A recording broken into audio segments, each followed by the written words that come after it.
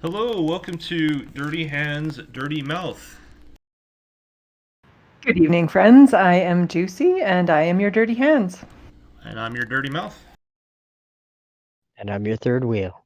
This is episode 4. Nice cans, ma'am. Today we're talking with Tracy, who's going to tell us all about the ins and outs of canning. So, pressure canning, hot water canning, and we're also going to talk dehydrating. This is going to be a long one, so strap in. We got lots of content. Juicy's going to geek out on this one.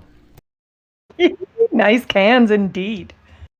Nice cans indeed. I like that. Hi, Tracy. How are you? Tracy? Mm-hmm. Still have you? There you are. Oh, yeah, I'm here. You're live. So Hi. we'll jump right into pressure canning because I've looked a little bit into canning, but pressure canning in particular has always kind of seemed like a high barrier to entry because the equipment is so expensive. Could you just maybe explain what pressure canning is? Pressure canning is basically you put your product in the jars and you check your elevation, you set your pressure on your pressure canner, and you let it rip, and it basically takes out it I don't even know how to really explain it. It pressure seals the food inside, and then because it reaches such a temperature, there can't be any bacteria or anything like that. So it's safe to store on your shelf without a fridge or freezer. So the pressure itself sanitizes what's inside of the jar, and then it creates like a strong vacuum seal in the lid itself to keep everything out. That's The correct, vacuum yeah. seals to stop anything from getting in. The heat is more like it's sanitized. It's like medical equipment. You're sanitizing the food. And then when it's got that pressure, there's no air that can get in, so then it can't rot. Okay, so with that said, I would like to get into probably my greatest concern with pressure canning, and that is just general sanitation. So one of the books I've read, there's a book called Blue Ribbon Country Canning by Diane Roop, which I find is just excellent for canning recipes, just like a how-to on canning. There's about a half and half ratio of pressure canning recipes and hot water canning recipes. And I do hot water canning, so I do a lot of that stuff. But the sanitation section talks a lot about the risk of botulism. So when you're pressure canning and you're raw packing, so like if you're putting raw meat and then you're sealing it off, there of course is a risk of botulism. Could you sort of explain how to avoid that? You start with really sanitary conditions. You remove as much of the fat off the product as you can. I don't myself, but that's what is being told to do, is to remove the fat so you don't have a chance of any seal losing its seal, right? And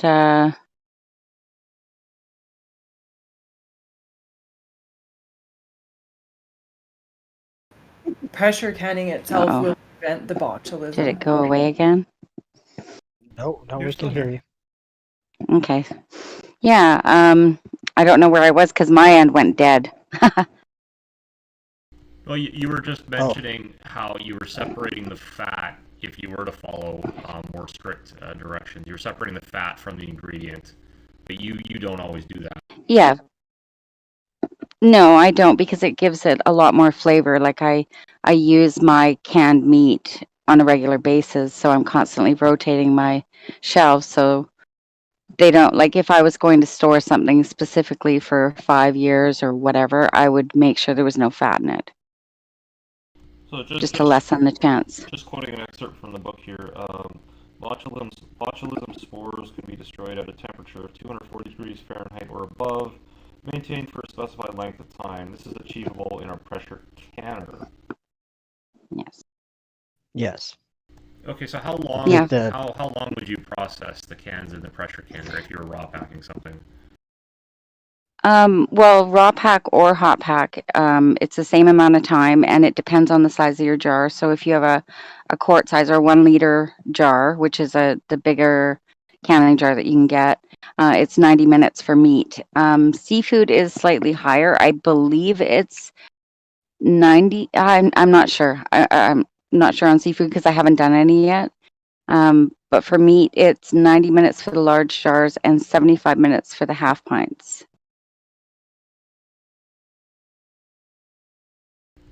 And that's with the canner. There's boiling water in there. Yes, that's covering the jars. No, in a pressure canner, you don't cover the jars. You just put 2.5 to 3 inches on the bottom of the canner before you start.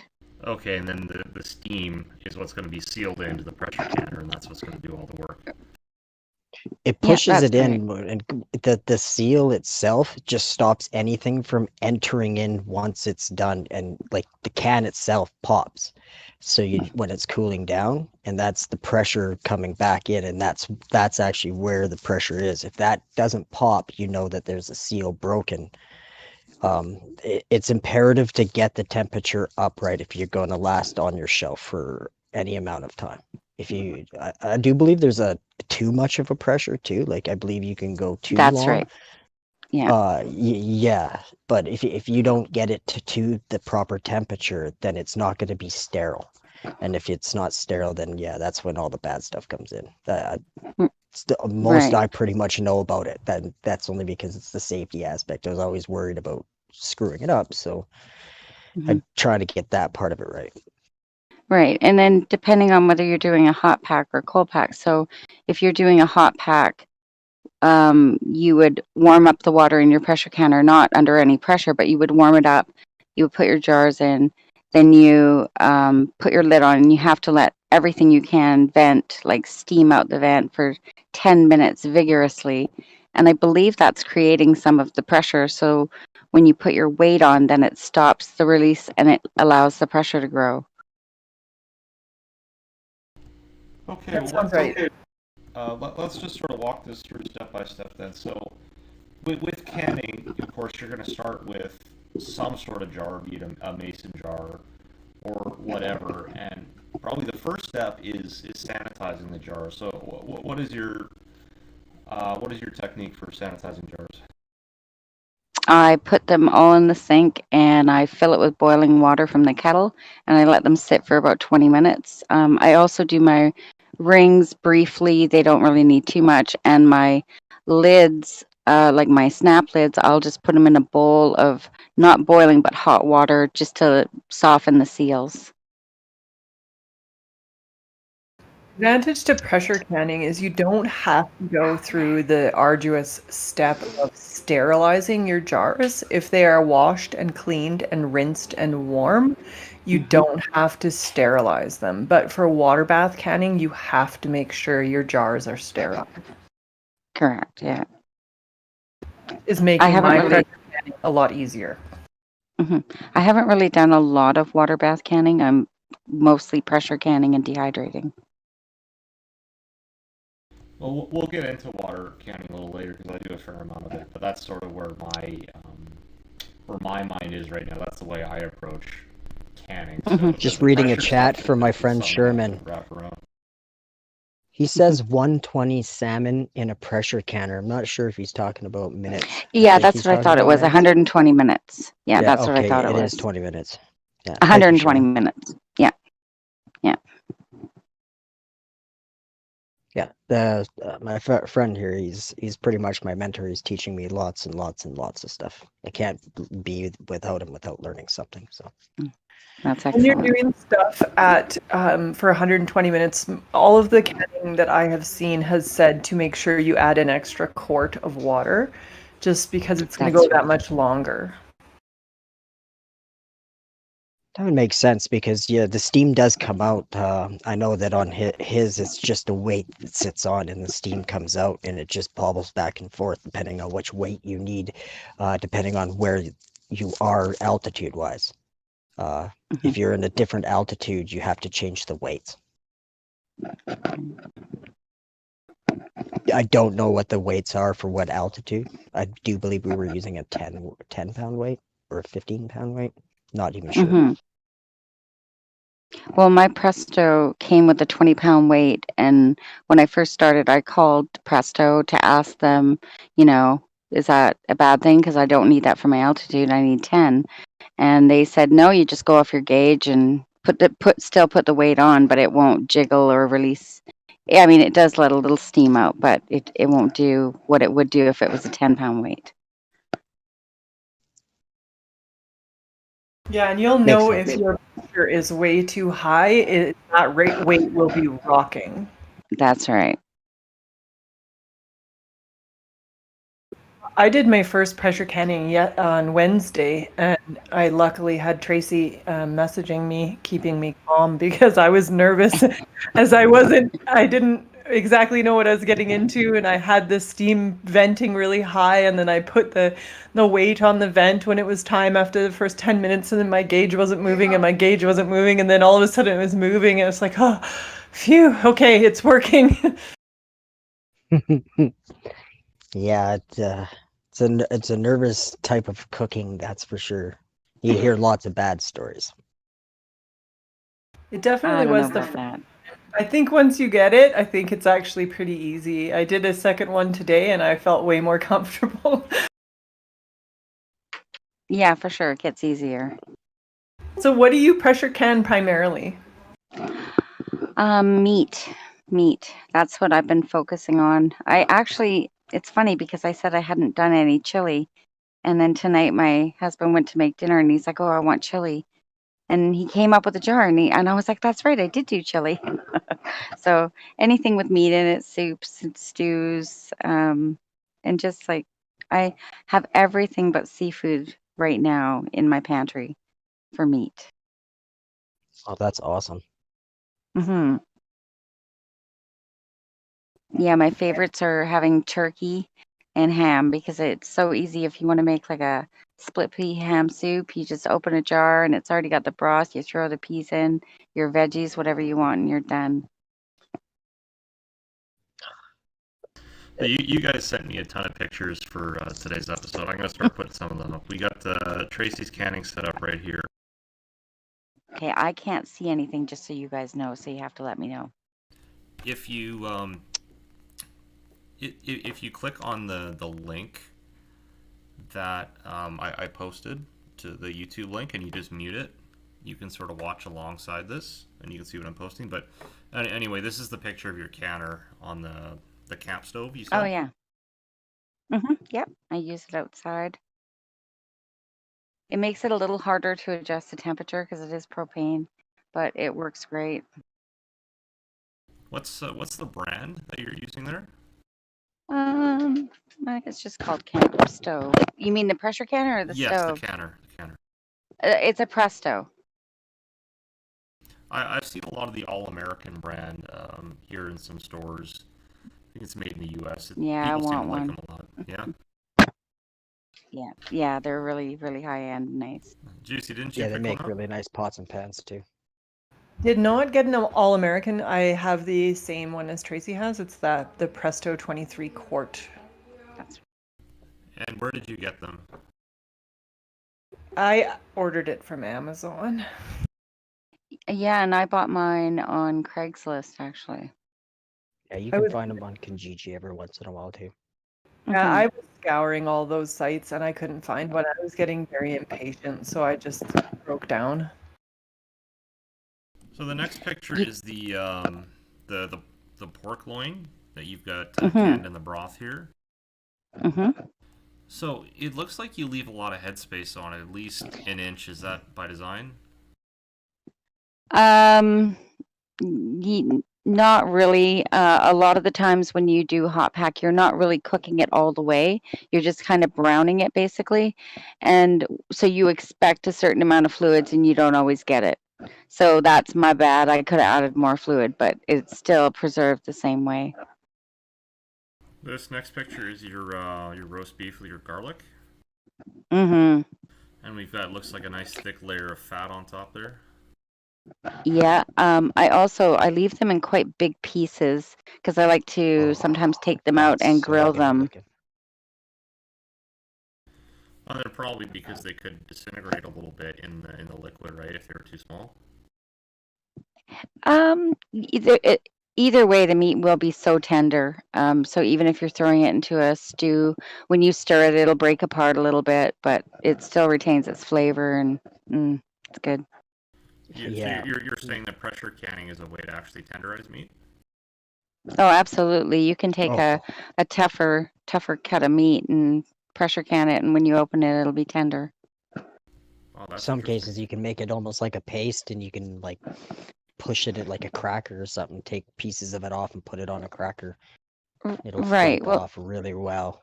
Well, yeah. this one's That's your the thing. this one's your turkey in the turkey stock. Yeah. Yeah. It makes it really easy, like I said, to prepare any meals. Oh, You that would know. make great soup. Yeah, this Hmm. just looks like leftover turkey from a Christmas dinner or something. That's exactly what it is. Leftovers from Christmas. Oh, And this I one like is that. your ham and the ham stock. Yeah. Again, super yummy. I see what you're saying. You could just literally open a jar and you're halfway to soup. That's right. Yeah. And if you can, potatoes and carrots, and you could just open 3 jars, and then it's just you heat it up. Thicken it, right? You have to thicken it when you open them, and you're done. And this one is What do the you the use chicken for a breast with the thickener? garlic. Pardon me? What do you use for a thickener? When I open it, you can use whatever you want. You can use, sometimes I'll use potato powder because I do my dehydrating and then I grind my stuff. Or if you want it tomato, I'll put tomato powder or flour or cornstarch or whatever you're in the mood for, Whatever I you. guess. Yeah. Okay. Yeah. Well, this one is your ground beef. So I'm guessing you put the beef in raw and then you pack it, and then as it sort of cools off, the No. fat settles. No. No, I do not raw pack hamburger. Otherwise, it's just a big chub. It's like just a big glub in the middle. I cook it almost completely, and then I can it. That's why again I got my headspace off because I didn't add enough fluid, assuming there would still be some fluid from the meat. And Oh, I do believe we just lost Tracy, or did we lose me? No, she's still here. Okay. I just heard some stuff go oops, off. sorry. Okay, so then that makes sense because the fat separated out from the beef. You rendered it down, and then as the jar cools off, the fat just sort of settles to the top and solidifies, right? Yeah, well, that's how they used to do canning, right? Is they would just use the layer of fat to seal their jars. Right, and Or fat's a wax. preservative, and we talked about Or dishes wax, like duck yeah. confit on the last episode, where you do pretty much preserve things in fat, so that makes sense. Yeah.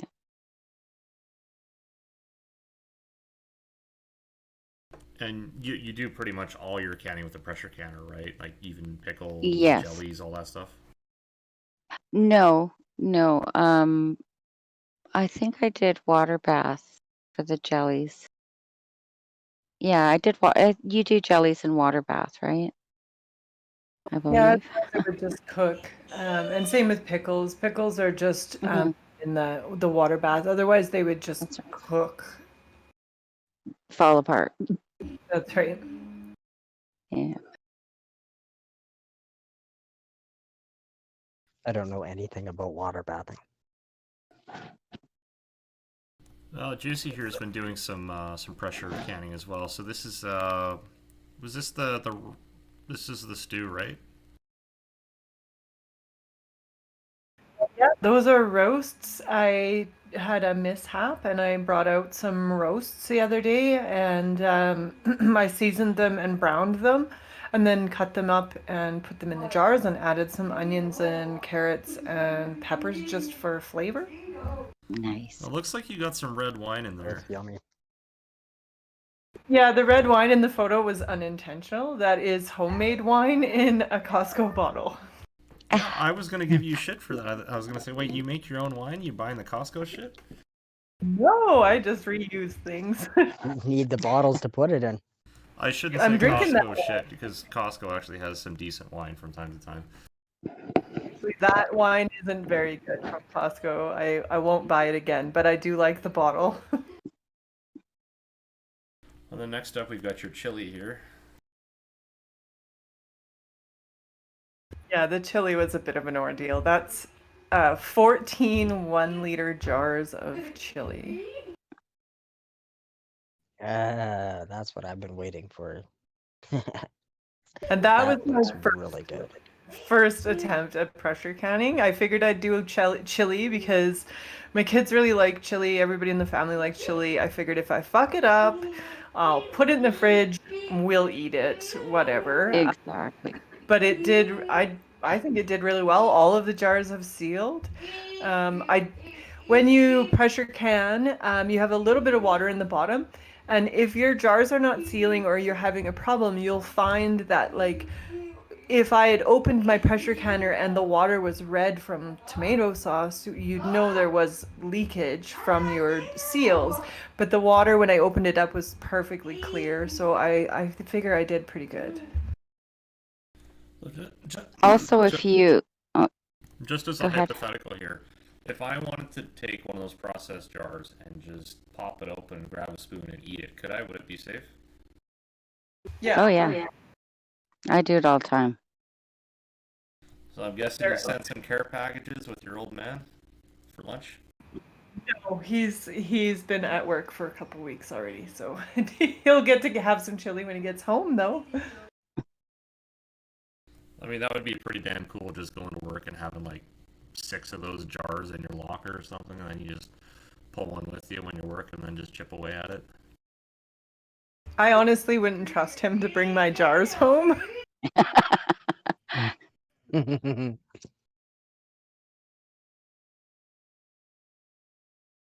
So another way that you can another way you can get siphoning on your jars is if the weight gets bumped or anything releases the pressure too quickly before it's ready, and you'll get siphoning into your pot from your jars. Meaning that you have like some sort of leakage, you get some liquid coming in there? Yeah, some of the liquid will come out of the jars Yeah, if you comes bump out the of the weight. jar. That's right, Gotcha. comes out of the jar. Mhm.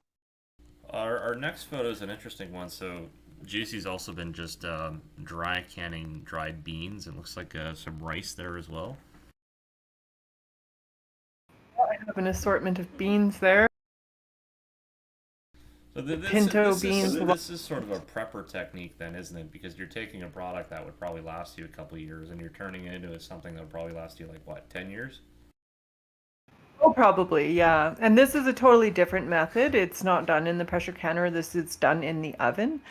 But yeah, it will preserve the life of them. And when you buy dry goods too, you can't always be certain that there aren't any little bugs or anything in the bags.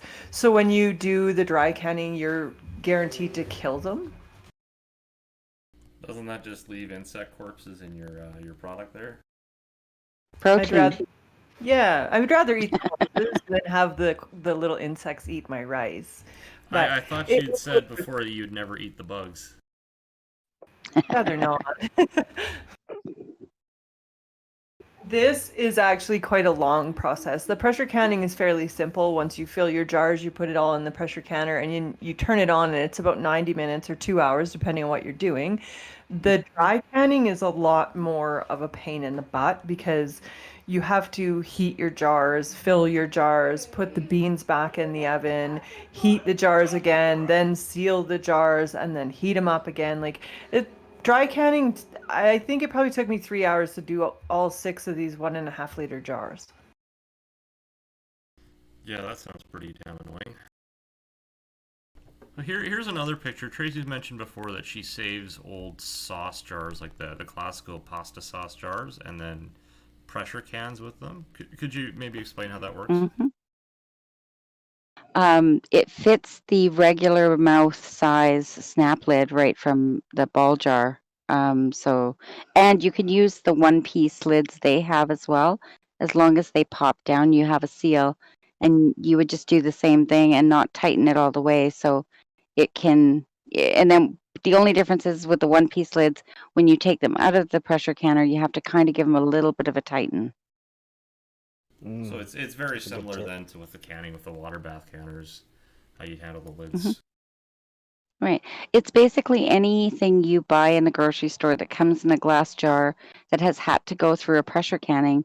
That jar is suitable to reuse, regardless of whether it says Mason on the side of it, because it's already gone through the process.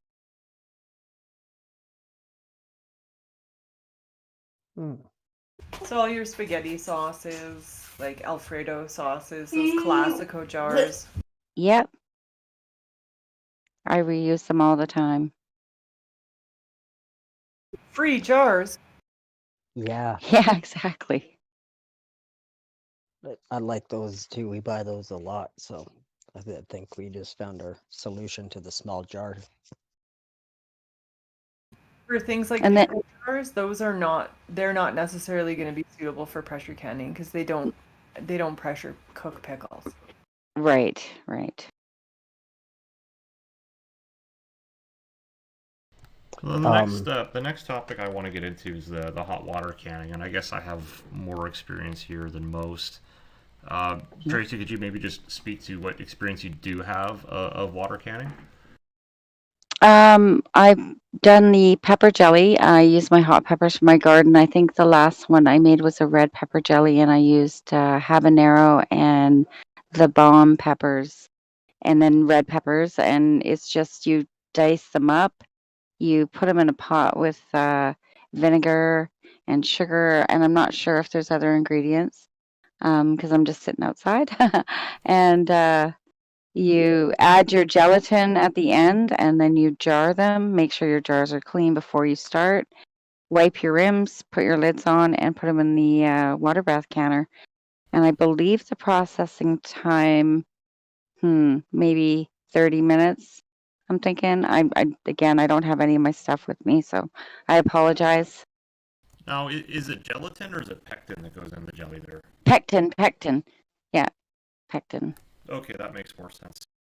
I've made some jellies before, and the directions I've seen have been to once you've hot packed, I don't know how does it work. Yeah, I mean the hot packing method with water canning is pretty much like you have your sanitized jars.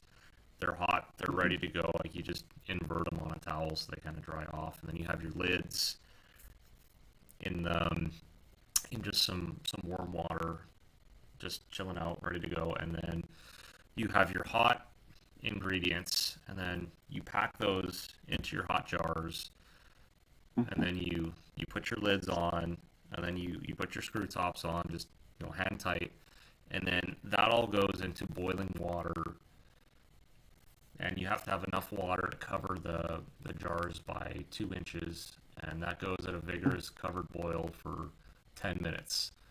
And then after 10 minutes, you take the lid off, you turn the heat off, and you let them sit for 5 more minutes, and then you take them out, and you just leave them on a towel, and you leave them for like 24 hours, and you just let them cool off, and the lids pop and all that fun stuff. hmm With both water bath canning and pressure canning, you have to make sure that when you're taking your jars out, that they're not going right onto a cool countertop. So a towel or something like that, or your jars may crack or break on you if there's a massive temperature change to the Yeah, glass. especially like marble or anything that'll keep the Mm-hmm. cool, granite, anything like That's that. Yeah. That's actually mm-hmm. a good tip because I forgot about that, and I've actually had glass break on me just from that, and that's just from having Mm-hmm. hot solutions. So coming out of a canner, I could only imagine the mess that would make. Mm-hmm. And with pressure canning, you can leave your pressure canning because you have to let the temperature drop. Sometimes it can take like a half an hour. And I've forgotten. And apparently, if you leave it any more than a couple of hours, your stuff will go sour. So you have to remove it from the pressure canner. You can't like do it in the morning kind of thing. Mm. I haven't had it happen, but that's what's in all the books. We've got a couple pictures here of things you've canned with a water canner. So you've got we already talked about your chili jelly. We've got some pickles here. Yeah, Um, yeah, green beans. here's a My better friend picture there of the says pickles. You do not need to use a water bath or pressure cooker to do pickles. He has a recipe from his mother, and they Yeah. turned out really good. Hmm. Yeah, I've got some in my fridge, and they're mine. No one else is allowed to have any. And I'm greedy about that kind of stuff sometimes. I guess I'll start showing the stuff that I've done in my canner in the couple months I've had it. Nice. So this was my first batch of sauerkraut that I made, and it ended up being about 4 liters worth. And you can see, like, I've got a setup where my canner will be on the stove there on the closest burner, and then I'll have everything just on a towel right beside it, so it's going to stay warm because it's right beside the stove. And you can see I took all my burners out because my canner makes a hell of a mess on my stove.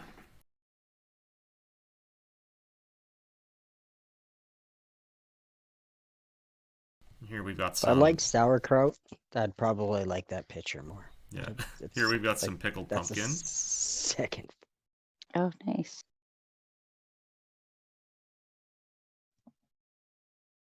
and this is some strawberry jam I made with some Really? strawberries I picked out of a U-pick last summer.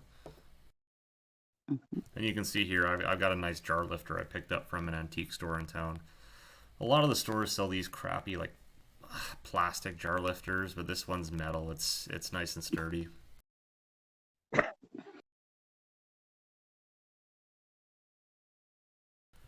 This is a port wine jelly. Probably one of the best things I've made. It's really, really nice. And if anybody wants the recipe, just bug me and I'll send you, because it's wonderful.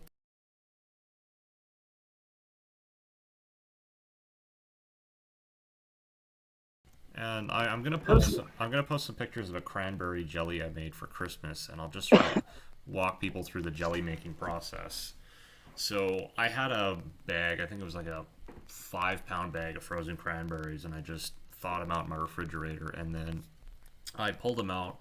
I put them into a big pot, and I just started mashing them. I've got a big like grandma-sized potato masher, and I started just mashing the crap out of them until I got a nice coarse mash. And then, I mean, your recipe is going to determine what you do, but I just put some water in there, and then all you do is you kind of bring that up to a boil and just sort of soften the berries, and then this is what's going to create your cranberry juice, so to speak.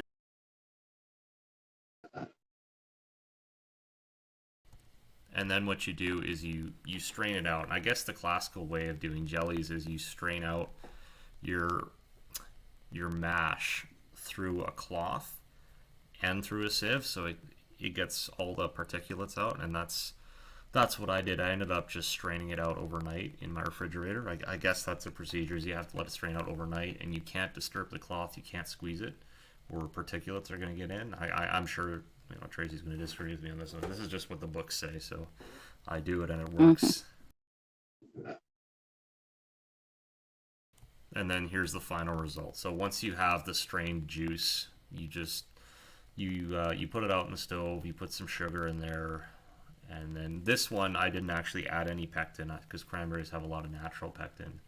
So any jelly or jam or whatever where you're not adding pectin, you're supposed to bring it to the gelling point, which is something like 212 degrees Fahrenheit, I think. So it's above boiling. Basically, yeah, like you've got to either cover it or you put it in like a pressure cooker or something to get the temperature high enough, because you're never going to be able to do it from just straight boiling. And that's the result right there. That's a wonderful product that you ended up with. Well, you've got a product here. This is a jar of your pickled eggs. You want to talk about those, Boomer? Those aren't actually mine. Those are Sherman's. He just did those last night. I don't know what all would be in these, but usually a little bit more spicy. Looks like you got some A onions little in bit. there.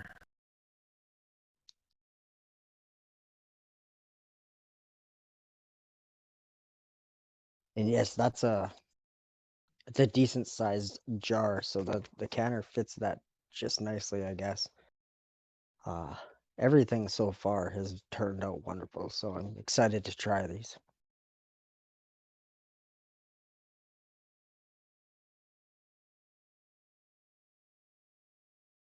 I wish I had more information for you on them. No. I don't mind. Uh, Juicy, do you have any experience with the water canning you want to share? I've done a fair bit of water bath canning. I've done antipastos, pickles, pickled beets. That's how I do all my beets. I did a salsa once, but it was terrible salsa. I thought it was going to be good, and it turned out terribly. um, I don't know. It's a little bit more. I don't know. It depends. I think it's a little bit more work than the pressure canning because the process of sterilizing and heating the jars before you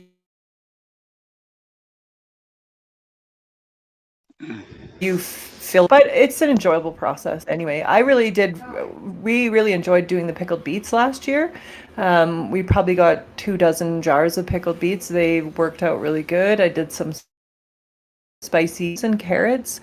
We did a couple jars of pickles and a couple jars of pickled onions.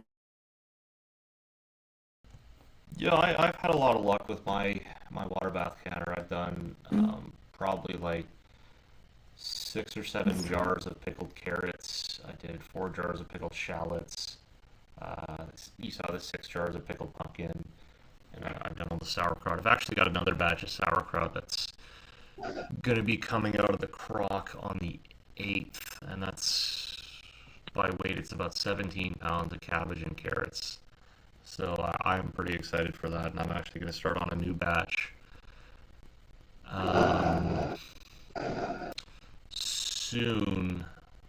So right after that, I'll be doing 10 pounds of red cabbage.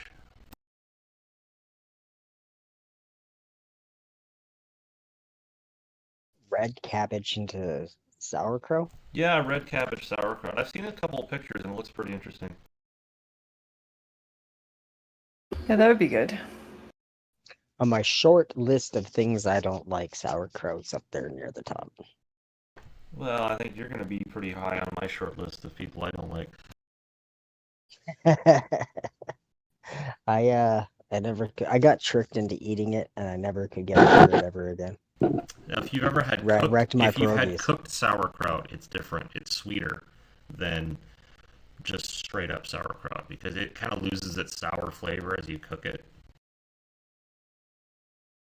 Oh yeah. This was homemade pierogies that like I like pierogies, so that it was a put a sour taste in my mouth, so to speak. So you do water bath canning on your carrots. You pickle them, right? Yes. Yeah, I do mine in the pressure canner, and I just use water and pickling salt. The last batch of pickled carrots I did, it was in that nice unpasteurized apple cider vinegar, and I put some coriander seed and some dill in there. Hmm. Where do you get your coriander seed? I get my spices from, I tend to get them from ethnic stores, so it's one of the few good aspects of living in the city is you can go to like an East Indian store or a halal store, and they have pretty much every spice known to man. Aye.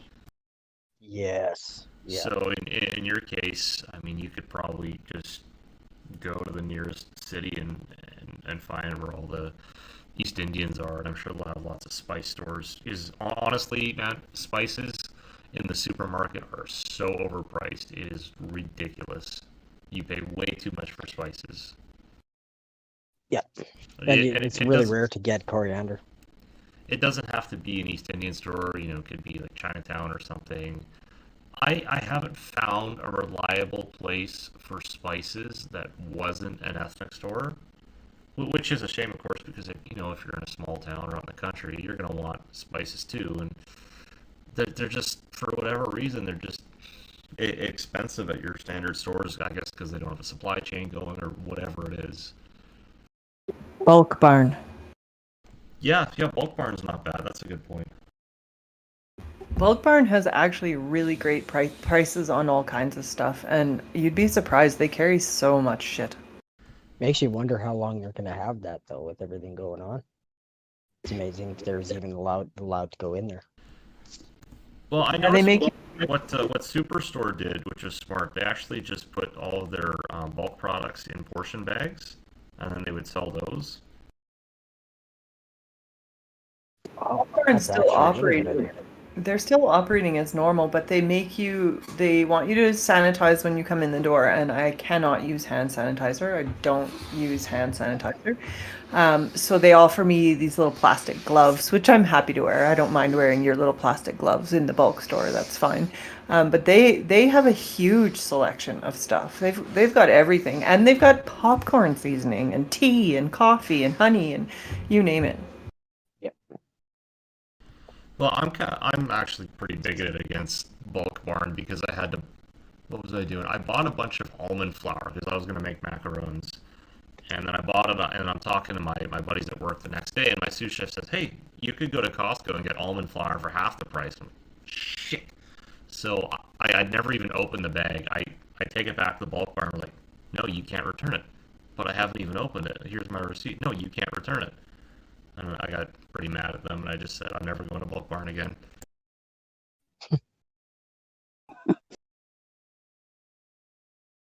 I feel like that about Best Buy.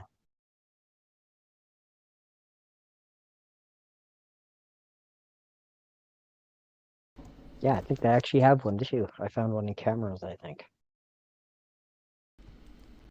Yeah. So we'll move on from the water canning, and we'll move into dehydrating. This is something I know fuck all about, so I'm sure you guys have lots of experience with it. I'll just open the floor and let you guys talk about it.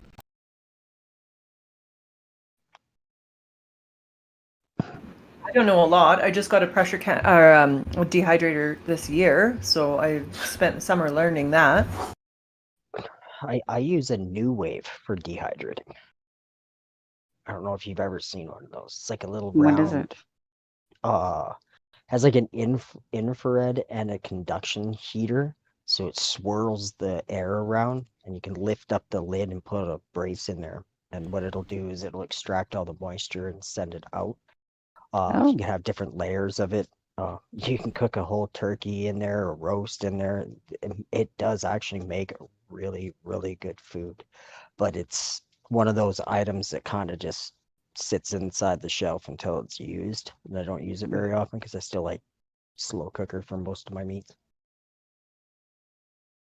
I never put my dehydrator away. It's always running with something, whether it's like herbs from the garden or vegetables or even bags of frozen corn. You do up a jar of those and it's like candy. It's just crunchy.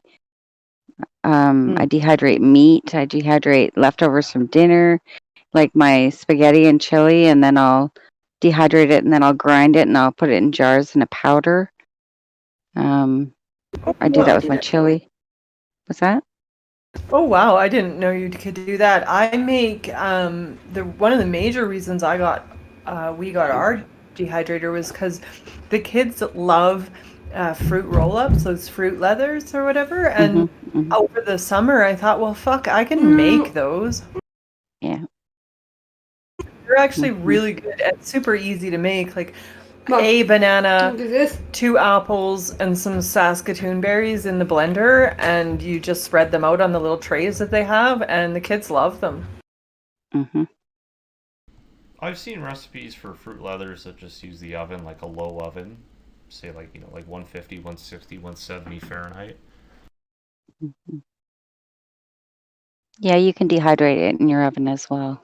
I do that with I started doing that with citrus zest. So one of my cookbooks says you can take, let's say you've got like a bunch of lemons or something. You can pretty much just peel the lemons, and then you take the resulting zest, the peels, you spread them out on a parchment paper lined baking sheet, and you put them in a low oven for about 2 to 3 hours until they're bone dry, and then you can keep them for however long you'd like. And what's really nice is because they're dry, you can throw them in a blender or something and kind of grind them up into powder, and you Hmm. can mix them up with ingredients, right? So if you want to do like a nice sweet topping, you can blend some zest up with some sugar and I don't know, whatever else you're gonna put in there, and you can make like a crumble you can put on top of a dessert.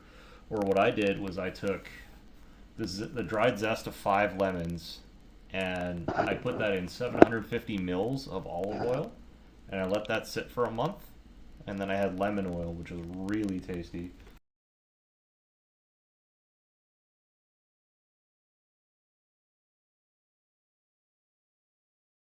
I did all of my not all of my herbs, but a lot of my herbs in the dehydrator last year. I did a bunch of chives, mint. I didn't do dill in the dehydrator because I clearly did not grow enough dill for the beets. This year I'll probably grow 4 or 5 times the amount of dill. I'm pretty low tech, so I don't have a dehydrator. I find that most of them are pretty costly, so I tend to avoid them. I grew a bunch of herbs in my herb garden last summer, and what I did was I would just and I learned this because I went to a friend's place and I just saw his wife is doing this. So I just take whatever I want to dehydrate and I just spread it out on a baking sheet that's lined with just some paper towel, and then I just let it sit out. And if it's something like herbs, you maybe need like a week, but they'll dry out and you get them nice and bone dry, and then you can jar them up no problem. I even do my own garlic powder.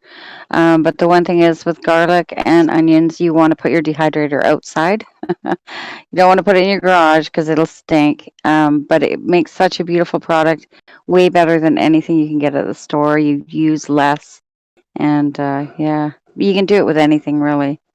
Well, garlic powder is shit. So if you've got a nice replacement, I'd love to hear it. So that's exciting me. Well, I just use straight garlic. I buy fresh garlic and I clean them up and I put them on the dehydrator and I wait till they're done and then I grind them. Just in like a little blender? Coffee grinder. My Oh, bean nice. grinder, yeah. Budbuster. And I mean, when you think about the preservation part of the whole shit hitting the fan, my ideal stuff to preserve is stuff that doesn't take a lot to reconstitute, so to make a meal out of, which is why I turn to a lot of the powders. So if you're eating rice all the time, you can put chili powder on it or spaghetti powder or chicken powder, or you know what I mean, to change it up, and it's easy. This is It's like your own something that a little lot of packages high-end of flavor. this is something that a lot Pardon of me? high-end chefs do. Boomer, I'll just get this out of the way. It's something a lot of high-end chefs do. Like, I know one chef here in town. He'll make a beet puree, and then he'll take the pulp that didn't go into the puree. He'll throw it in the dehydrator, and then he'll grind it up and sprinkle it into like a dust over the dish. I think that's pretty stupid, but a lot of the higher-end chefs will do this. Like they'll make like dust or something with dehydrated goods. Yeah, I've seen that used for making the color for the meal without having too much of the flavor come through. Beet dust would be a nice color, and if it got wet, it'd probably run. It's a nice color, but it's utterly flavorless because you're taking the pulp that's got zero flavor that you would have thrown out anyway, and you're just expending more energy. That's what I mean. That it's more for aesthetics. It's more pleasing to the eye than it is to flavor the food, right? Yeah, it's frivolous shit like that pisses me off. But, that's a tangent we don't need to go on. What it would be great for, just while we're on this subject, is those that cake that is a chocolate cake that is always red in the middle. What the hell is that called? Velvet, red velvet. Yeah, The red velvet there cake? you go. Yeah. Yeah. Did I miss half that conversation because I was scooping ice cream? No, that's pretty much on. But I could definitely see that because, I mean, you can even buy macaroni cheese spread. Like you go buy this KD powder and it tastes like macaroni in a jar. It's fucking weird. You can do it on your own though, just with cheese in the dehydrator on paper towels. I do it with mozzarella because I like to put it on my salads, and I just dry it and grind it. Really? Hmm. This brings us back to the other night. I I asked you twice Oh, Don't ask about the cheese. Don't do it. Don't do it. Yeah, I might jinx the stream, but you can cheese, right? I have not yet, but I'm going to can medium cheddar cheese and cream cheese. And so you do that in the pressure canner? Yeah, apparently, yeah, that's what I'm being told. Yeah. What? I would definitely like to see how that turns out. Yeah. Yeah. I'm looking forward to it. Because right now, the only thing I do for cheese is I dehydrate it and grind it. I'm also looking into the red and the black waxes that you can dip your cheese in that apparently preserve it for forever. Oh, yeah. Like the Baby Bells have those red waxes. Yeah. Yes. Yeah. Well, you can buy your own and then buy your own cheese, whatever you like, and dip it, and apparently it preserves it. Wow. Makes sense because it's all about oxygen when it comes to That's that, right. most of that kind of thing. Like, Yeah. it's amazing how bad oxygen is for food. That's yeah. Now, would that just be something Um, like a paraffin wax or a candle wax? No, it No. has to be the I don't know what type of wax it is. I'm very just learning to check this stuff out, and you can either get red or black. I'm not even sure the difference, but it's got more of a rubber base to it than a wax, I believe. Okay, yeah, Probably call it I've cheese wax. I've seen that wax before. Like, if you get a wheel of Asiago cheese, it's kind of got like a purplish Yeah. black wax, and then something like a Fontina cheese has a red wax to it. Right. And some of Yeah, those cheeses I are think it's really just called old. cheese wax. We will Mer and I learn are together. I had to. I couldn't. Same, I put a link Soft. in the chat. Oh, did you? Yeah, awesome.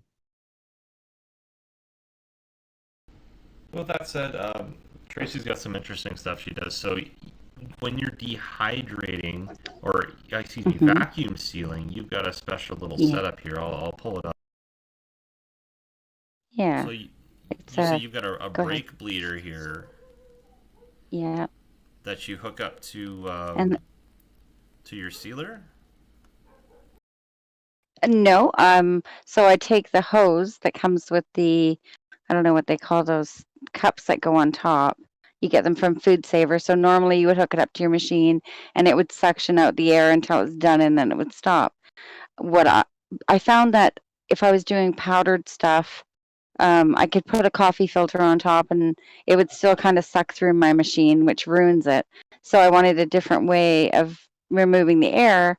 So the brake bleeder is perfect. I just ordered another hose, cut the one hose so it would go onto my brake bleeder, and then I can just take the air out that way manually, and I don't need power, and I can do my powders.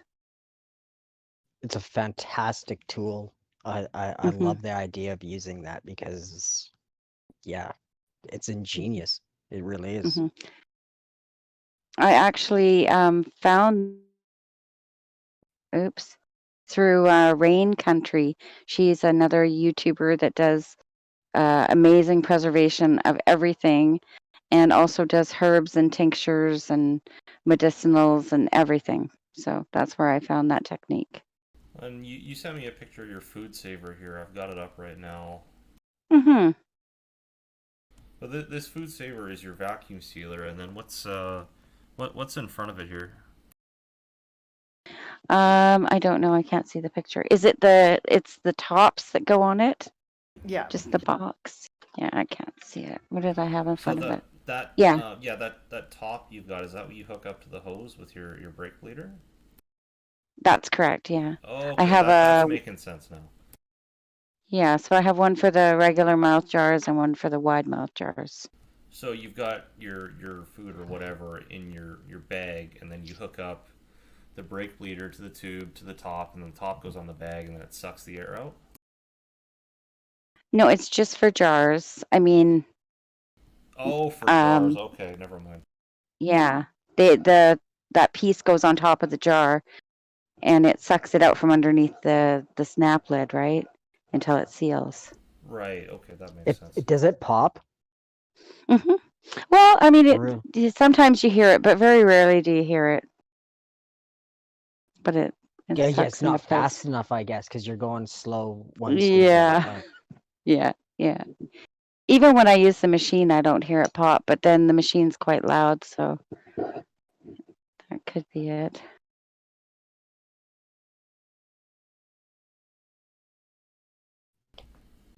Okay, Juicy, this is your time to shine if you want to geek out because that's about all I've got. Yeah, Go ahead, Boomer.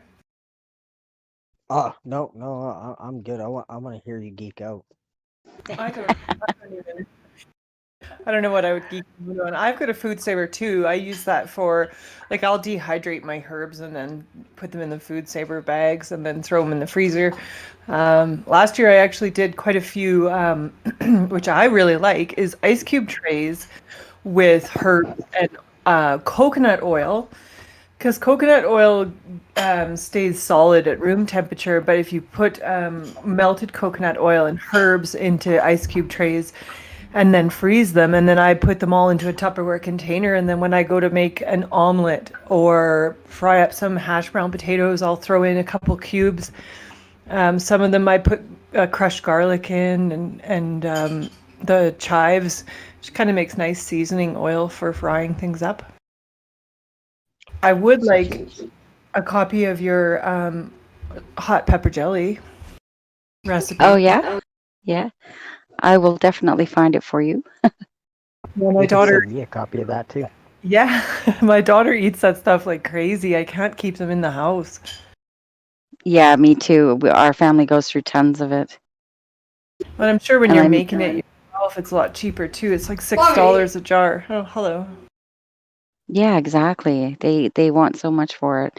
And you can use whatever combination of peppers you want. Like I make yellow pepper jelly, red, and green. And the green one's mostly jalapenos, so you can make it however you want it. So what else is in it other than peppers? Like, do you put any other like a fruit or anything in it? I get regular peppers. So if I'm making, say, red pepper jelly, I get my red peppers, bell peppers, and then I pick my hot peppers, and that's all that goes into it. I just chop them up, put them in there, and I leave the skins and the seeds, like in some of them, to get some of the heat. And I like the look of it in my jar. I don't like it just to be clear. So yeah. I really like how you go back to like the old way, like leaving the fat in the Yeah, jars, the seats. That's like something that you would see on a farm. You would see everybody just, it goes into it, doesn't matter, seal it up, mhm, goes on a shelf. And when it's yeah. open, nobody even blinks an eye at it, right? Yeah, well, it's great because you don't know what predicament you're going to be in when you need this stuff. So you might need some grease for something, maybe not even cooking. It might not even be relevant, but it's there, whether it's to seal a wound or whatever, you can, you know, could even use it for automotive needs in a Yeah, pinch. yeah. Sometimes it's amazing what you can get by. I definitely wouldn't recommend switching your oil with cooking oil. You No, won't get you very know what I far. mean, though. But yeah, there's certain places that some people use the different oils and stuff just to saturate the parts so that they don't rust. I'm like, That's right. well, Yeah, why not? If it coats it, yeah, leaves it there, it's better than buying a can of WD-40, $20. that's right. I always have a big container of grease fat, bacon grease fat in my fridge because everybody cooks their eggs in it or whatever they cook. They cook everything in bacon grease. Oh, bacon grease is a harsh commodity that people have forgotten about. They Yes. dispose of it so easily, hmm yet you can use it for so many different you can use it for smoke bombs. It puts off You can so even much make smoke if you biscuits. set it on fire. Oh, Yeah, yeah? yeah, yeah, yeah. Hmm. If you need to smoke something out or whatever, you can use it as a distraction. Something Well, when I I make picked up when I was a when I kid. make biscuits that are like oriented for breakfast, I use bacon grease instead of lard or butter. I just use bacon grease, and they're yummy. It's good to have a nice, decent sieve that you can sift it out and get all the particles out. I Hmm. have ones for marijuana. They have different meshes, and I've been Hmm. looking for the same kind of thing just for the bacon grease so that I can start preserving it more because it's, yeah, I think that that's going to Yeah, be something that we need for a long time. yeah. Well, the more you strain it, the longer it'll stay preserved. The stuff I keep in my fridge, I leave everything in it because when I make biscuits or whatever, I like little crispy bits of bacon in it. I don't mind. No, especially if you're cooking. I like it for pierogies myself. I really Mm-hmm. like cooking. Yeah, Mm-hmm. yeah. Do you make pierogies? No, not yet. The last few years, I bought my house 6 years ago, and I've been Hmm. working on that. So I haven't even had a real chance to do a garden or anything like that. I could put in a new roof and eaves troughs this year, and Hmm. hopefully we're gonna do siding next. So, but Nice. I do have a place to do a garden, and this year I think what we're gonna do is we're gonna do community. So everybody's going to have a little spot in town where they can plant one thing. And then at the end, we'll do all the harvest and Hmm. split it all up. Very nice. And my uncle there too, he has quite a bit big acreage with a fair decent size garden on his spot.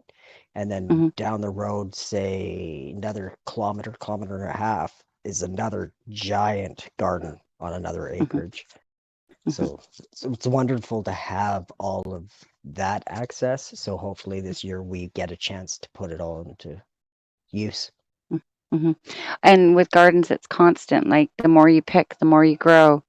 With a lot of different things, if you leave them, the plant goes dormant or goes to seed, or Yes. your product isn't as good or tasty. So it's a good thing. It just keeps giving. Yeah, and it gets everybody doing stuff that they should be doing anyway. So it's Hmm. kind of nice. Yeah, it's I've wholesome shit. mhm. I said we're doing wholesome based shit. Well, yeah, I've while the noticed world that. is going to hell, we're fixing it. Sorry, That's right. go on. That's okay. I noticed that there's a lot of seeds out right now. So if you guys need seeds, go out and buy them. They're everywhere right now. Non-GMO is essential. So if you buy seeds that are non-GMO, or if you even go buy a plant that is, pardon me, that is GMO, genetically modified, and you plant it in your garden and you keep your seeds, it won't give you any produce, right? So it has to be non-GMO.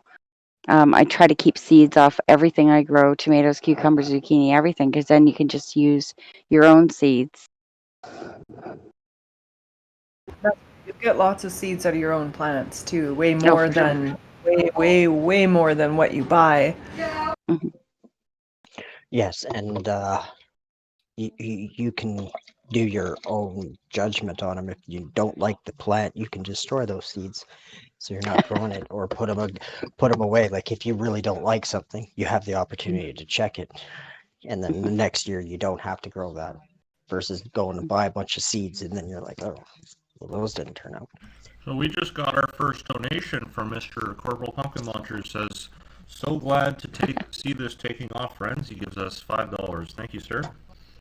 Oh, thank you. Nice. The other thing I was going to say is Tracy mentioned there's lots of seeds out there. Last year I had a hell of a time trying to find any canning jars. There were none in any of the stores. I ended up resorting to buying them secondhand. But right now, Crappy Tire carries them. They've got lots. They've got pallets and pallets of them from the 2 different Canadian tires that I've been to. So if anybody's out of canning jars or has some extra money and wants to go get some, I would suggest doing it while they're out. I don't know how long they'll be around. Hmm. And don't forget, dollar stores do carry candy jars. And if you're in doubt of the quality of the canning jar, just Google search the name when you're at the dollar store. Most of them are really high end European mason jars. They're just not called mason. That's right. There was another company called Fruit something. Fruited Broke up right there. Really? That's another place to get seeds, and I've found it has a huge quantity would be PV Mart. You know, the one that they just opened here in Sherwood Park, like half an hour, 40 minutes west. Or yeah, west. It's 2 aisles, top to bottom, full. So, I mean, lots of it are flowers, obviously, but I found so many different kinds that I don't even think we could grow here in Alberta. So, mostly for greenhouse, I think. Yeah, so the dollar store jar, one of them that I have is Fruta del Prato. And it's a really good high quality jar.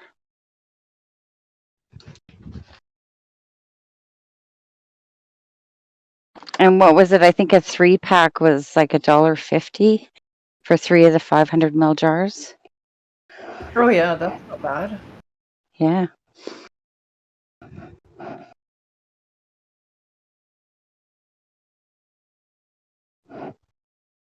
Of course, start Googling the name of that.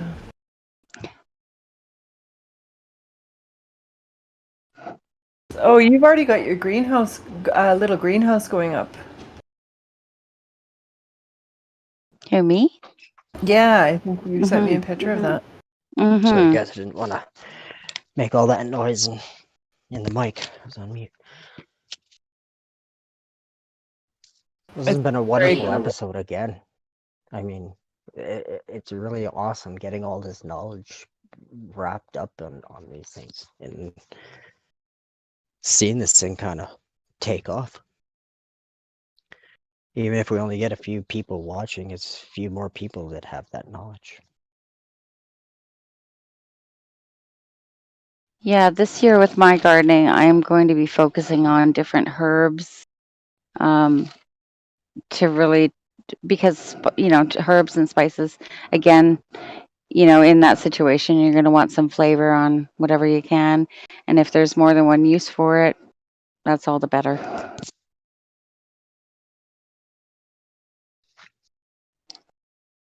A lot of those herbs and stuff you can, what are they called? Those arrow grow, I think they're called. Little tiny stands, and if you have enough room, you can just put them on your counter space. And sure shit, it doesn't take long for a lot of that to grow. I mean, you change it out if you just start collecting some lights if you have the room. If you do grow anything inside your house, it's always a good idea to have a dehumidifier. You don't want mold and stuff growing, but Right. things to do. We have too much. And a lot of things from your kitchen, like your ends, you can actually put them in dirt and regrow them. I have a celery plant that actually lived all through the winter. I don't even know how. That I started just off the very end root part by sticking it in dirt. Yes. And green onions, of course, you buy them from the store, stick them in a little bit of dirt, and they'll keep growing forever. And Garlic, same thing. Oh, yeah, garlic will start exactly. growing out of it. Yeah, It just starts growing. exactly. And then you just plant those in the ground. And not only do you have the greens off the garlic that you can use, you also get the garlic in the end, which is great. Yeah, I should mention that you can actually, if you go to like an Asian store or Chinatown, you can get garlic stem, like just a long, long garlic stem. And if you can't get garlic, you can cook with the garlic stem, and it's almost like garlic and green onion put together. It's got that kind of flavor to it. Hmm. I don't And think I've garlic is so actually good cooked with for the you, stem. but the Oh, stem, me I love neither. garlic. Hmm. Oh, I do. It's a love-hate relationship. A lot of people can't even stand the smell or that's doing it, but Hmm. I find that I've never had that issue. I've loved it ever since I was a kid. I love the smell of it. I love it when it's cooking, the smell when it's cooking, the aroma. Most It's people such I a find are bigoted eaters in some form or another, and they've had one bad experience with an ingredient, and they say never again. But if you prepare it properly, almost across the board, people will eat it. So, some people, oh, I won't eat red onions. Oh, I won't eat pepper, like bell peppers. Hey, what if I give you a roasted red pepper? Wow, that's really good, isn't it? Okay, what if I take this red onion and I just sweat it down, and maybe I'll throw a little balsamic vinegar in there. Oh yeah, you sure like that, don't you? And it just just yeah. just across the board, right? Like garlic, like a nice roasted garlic. If you do roasted garlic where you pretty much just slice the bulb in half and then you toss it in oil and then roast it, the garlic just oozes right out, and it's so sweet. It's so tasty.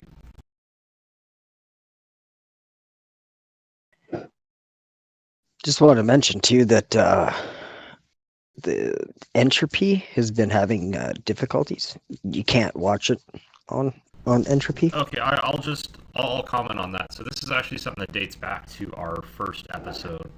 So YouTube put in some new restrictions, and what it means is even if you're a verified account, like our account is, you need 1,000 subscribers and 4,000 public views in order to embed videos. What Entropy Stream does is it embeds videos. So I can still log in with the YouTube account, go into Entropy and go live, and I'll have a chat, and I'll have donations linked to this stream. However, if you go to watch the stream, it'll show an error message like, "Oh, video unavailable. Please watch on YouTube."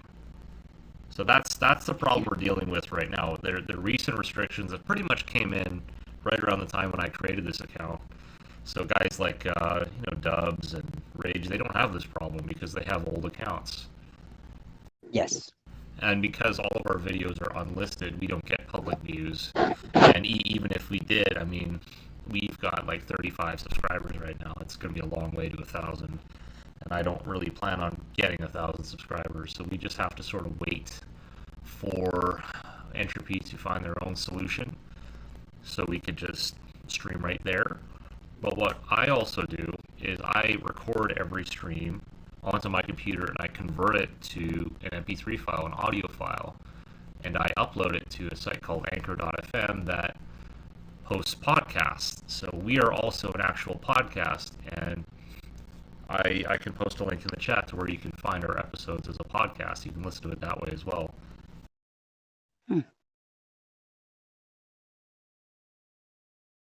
good because I've shared our last video there with a few people, and they're really quite impressed. So it must be doing something right. Well, once we get over my shitty audio, we'll be in better shape. Your audio's good tonight. I hear you fine, but some people are saying they're. Oh. Yeah, some people are saying in the comments that it's on his. I don't hear it at all. It's been an issue fine every for episode. But when you go back and watch the stream, it's he sounds kind of garbled a little bit. We're gonna work on getting him a Yeti. I know there's a couple available. It's just a matter of figuring out how to do that. Is that what you're on? That's what I'm on, is a Yeti. It's the same mic that. It's just a. Yeah, Jer has the same one. I think a couple other folks have it. Dub's got one. Good. It's only a matter of time before the old Samsung headset's probably going to give up. Slippy was saying just get a dollar store, or not a dollar store, we're on about the dollar store. Just hit the Walmart. They've got some decent mics there as well. Well, if I'm going to get a mic, I'm going to get a good one. That's just sort of my mentality with purchasing in general. So we will get one. It'll happen. It's just I don't have a hell of a lot to spend right now, and what I am spending on is stuff that's going to make me money. So my bread business, my little sauerkraut business, that kind of thing.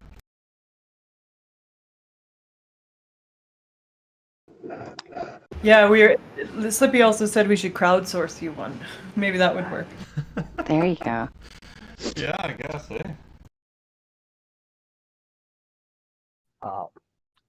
I personally like gaming mics.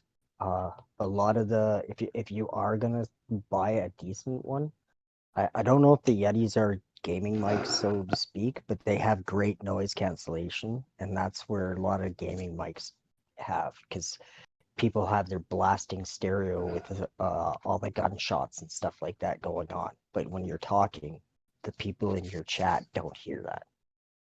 Um, they're really quite good for that. So if you have a lot of background noise or kids or machines or something, a lot of times you can talk, and like I've got lots of stuff going on in my garage, and you guys don't seem to complain about it much. So I think the phone is actually doing a pretty good job of self nose or noise cancellation. But I think that's, if you're gonna do streams and stuff, it's almost a must to have that. Yeah, my son picked mine up, I think, at Best Buy for $14 or $15. So I don't know Yep. how it is. If it's any good. Sounds really good. If you're Good. speaking on it now, you sound great. Oh, good. Yeah, just take care of the ends. That's all I can really say. You buy them, but the ends start getting frayed, and you Mhm. won't hear the noise. But when you're wiggling back and forth, it'll cut in and out. So you just Right, don't kink them. If you have right. any kind of cable attached to it, don't kink them up. Okay. I've gone through hundreds of mics, and I broke down with my Sony. I bought the Sony one, and I love that one, but it's at its last legs too. So Well, guys, do you have any final questions, final thoughts here? I'd just say a lot of people are afraid of pressure canning, and there's really nothing to be afraid of. Do your research, it'll give you confidence. Make sure you follow the steps and do what you really like to eat, not just a recipe that you find. Because if you open it and it's, doesn't isn't what you want to eat, then it was kind of a redundant process, That's right. Hence the chili. I knew if I fucked it up, we could just eat it. right? Mm. yes, So I don't know yes, how yes. long it would take to eat 14 liters of chili. I'd probably be bringing my girlfriend chili and taking some to the in-laws. I